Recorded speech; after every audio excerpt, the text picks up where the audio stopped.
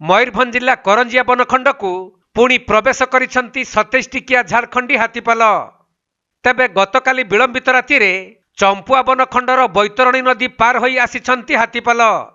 आउ वर्तमान करंजिया बनखंडर हलदिया ग्राम जंगल रे सेमाने डेरा पकाइथिबा वन विभाग सूचना देइछि।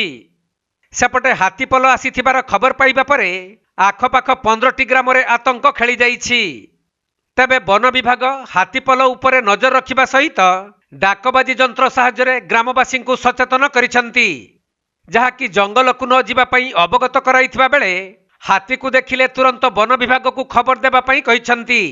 द्वारा आपण माननको अवगति निमंते जणाई दिया जाउ अछि कि जे हलदिया जंगल मध्य रे 27 गोटी हाथी आसी अछंती। एणो आपण माने केही जंगल मध्य को जानतो नाही।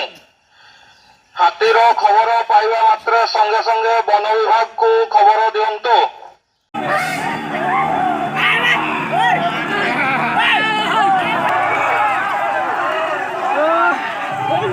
मयूरभंज जिला करंजियारू सचिदानंद पलईंक रिपोर्ट, कोणार्क लाइव।